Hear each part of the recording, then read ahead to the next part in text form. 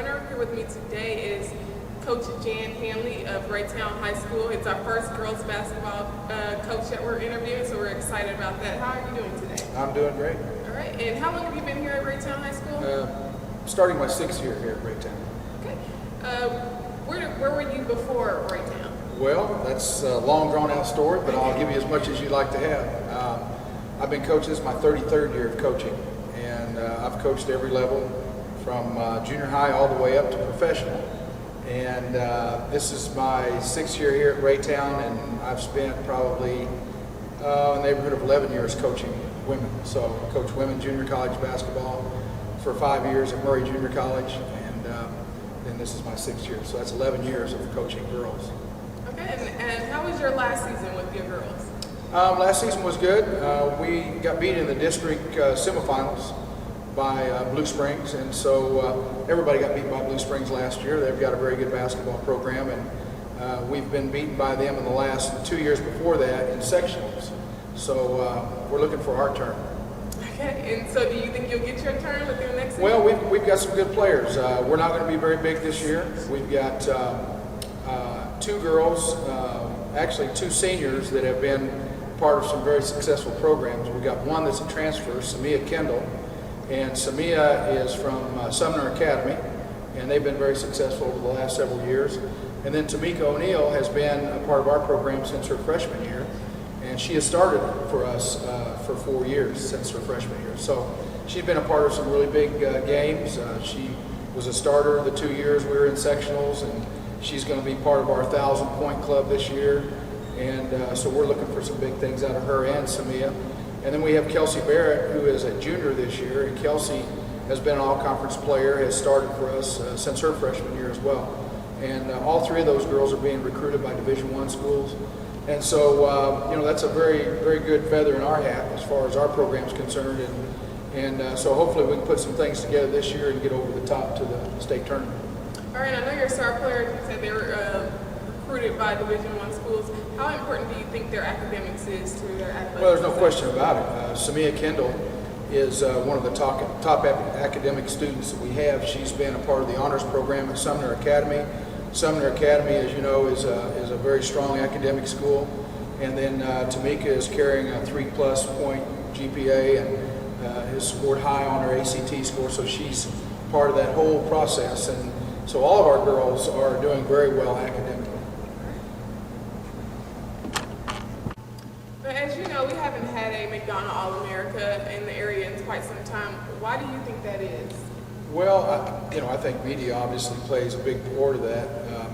It's important for all of our players to get the kind of exposure necessary in order to get the national exposure. A lot of that happens through the success of your program. You look at some of the programs in the past that have had McDonald's All-Americans, and Jack Bush being one, and several others in our city have had some kids through their programs that have been McDonald's All-Americans. Anisha Hale is the closest thing we've had here at Raytown. Anisha graduated in 2008, 2009, and she was a first-team All-Stater and was a very good player for us, had a lot of success here, and she was nominated as a McDonald's All-American, but there's more to it than that. There are over 1,000 players throughout the country that are nominated for McDonald's All-American honors, and then it goes to a committee of those that select those players. And so we don't have anybody that I know of in this area that's on the committee. That always helps when you have someone there, but our kids, have to get the kind of exposure through the media, through our newspaper and radio programs, through the television programs, through programs like Cascade Sports that are able to get that information out there for our kids. So I think there's a number of reasons why we don't have a McDonald's All-American at this point. And we've had one. We've had the young lady that plays for the University of Tennessee was a McDonald's All-American, and she played for one of the programs that was not necessarily part of the entire public school program. She played for a homeschool program.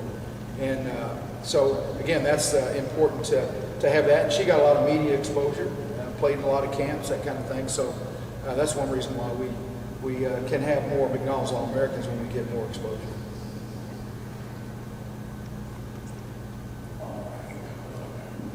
Come on, Crystal. Make sure you cut that out. With the recent incident that happened over at Park Hill South that we've been aware of. How do you approach things like that? How do you walk that fine line between coach and student athlete? Well, I think it's real easy. I don't know a lot of what went on, over there at Park Hill South, other than what has been exposed in the media and thereabouts. But I handle, I've had to deal with both sides. I've had young men and I've had young women, both that I've had to coach, and I try to treat it just basically the same way. You treat it professionally. It's a professional relationship that you have with the athletes. It can't become a personal relationship. And so therefore, in any circumstance, regardless of what it is, whether I'm dealing with parents, whether I'm dealing with athletes, I always try to keep it professional. All right. Is there anything else you want to say? No, I appreciate the opportunity to be here with Cascade Sports and with you. And we appreciate the opportunity to give our programs the kind of exposure that they deserve. And so we always welcome that opportunity. All right, we'll definitely be looking forward to your next season. I hope our audience will too. Until next time, remember, the victory we call success goes to the best prepared.